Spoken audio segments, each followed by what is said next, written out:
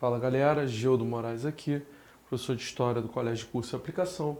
Como eu prometi a vocês no nosso último encontro, hoje a gente vai falar de política na República das Oligarquias, beleza? É importante você prestar atenção porque aqui nós temos coisas complexas. Vamos lá, galera.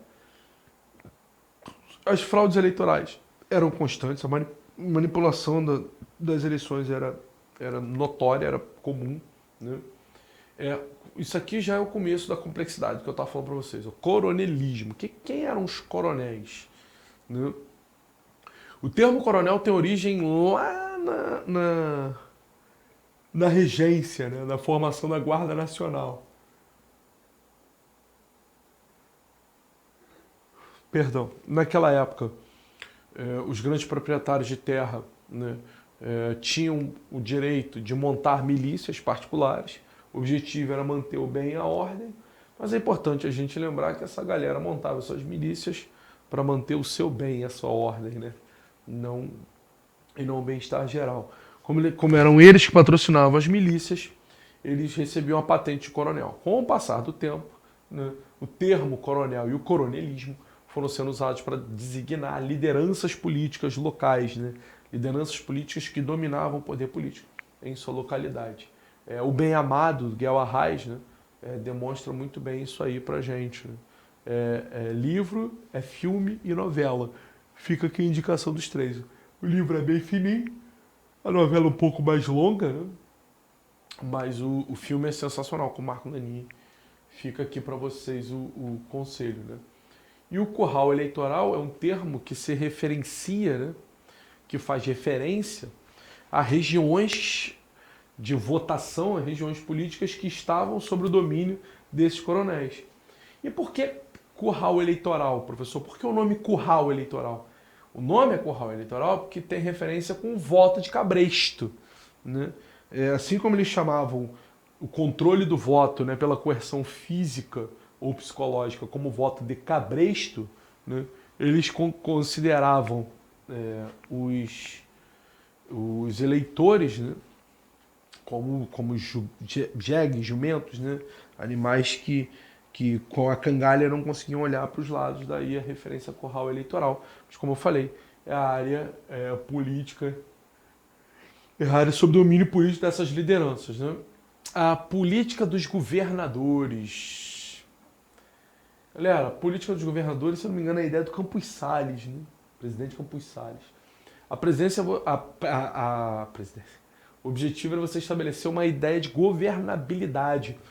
Mas essa governabilidade era muito baseada numa troca de favores intensa. Eram redes justapostas de trocas de favores entre as mais diferentes esferas do poder, né? Com o objetivo de se perpetuarem mutuamente, né? De garantirem o apoio mútuo nas eleições. Né? Essa política dos governadores foi levada ao máximo, ao fim e ao cabo, entre duas das grandes oligarquias da época, que consideravam que tinham poder político e cabedal econômico para comandar a República, e tinham, né? Que eram Minas Gerais e São Paulo. Então, Minas Gerais e São Paulo fecham um acordo pela alternância do poder entre elas. Essa política de alternância de poderes entre São Paulo e Minas Gerais recebe o nome de café com leite. Por favor, não vá confundir. Só que se chama de política do café com leite, ninguém está dizendo que São Paulo dá café e Minas dá leite. Isso ficou famoso num samba do Noel Rosa, né? São Paulo dá café, Minas dá leite. Acho que é Feitiço da Vila, né? Mas Minas Gerais dá café, igual São Paulo, né? A política do café com leite se refere à alternância de poder, né? Não ao que cada um produzia, né? Galera, eleições a bico de pena e eleições do cacete estão lá em constantes fraudes eleitorais. O que era eleição a bico de pena? Na época o voto era descoberto, está lá na Constituição de 1891. Então o cara chegava, declarava o seu voto à autoridade eleitoral, e aí o cara registrava lá. A diferença é que o cara poderia simplesmente registrar quem ele quisesse, né? Já que ele estava com a caneta e o papel na mão, ele poderia escrever o que ele quisesse. Por isso que a gente diz que as eleições eram a bico de pena, né? Se referindo ali à ponta da caneta. E por que eleições do cacete, né, galera? Já não é a primeira vez que esse termo aparece, lá no Império ele também aparecia, mas é porque eram eleições marcadas pela violência, né? Às vezes uma perseguição política, um adversário político, um crítico acabava sofrendo algum atentado contra a própria vida, era espancado ou algo assim, né? Então havia também uma coerção, uma violência física muito grande. E esse aqui por último, galera, Comissão Verificadora dos Poderes. O que era a Comissão Verificadora dos Poderes, galera? Ela tinha a responsabilidade de observar se havia algum tipo de fraude no processo eleitoral. E é óbvio que tinha, né?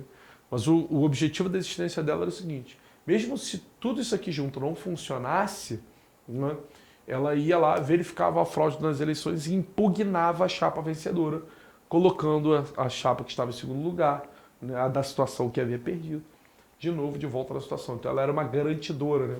A Comissão Verificadora dos Poderes era uma garantia do sucesso dessa manipulação das eleições. Beleza, galera?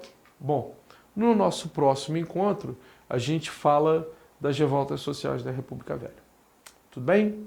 Beijo no coração de todos vocês. Até a próxima oportunidade.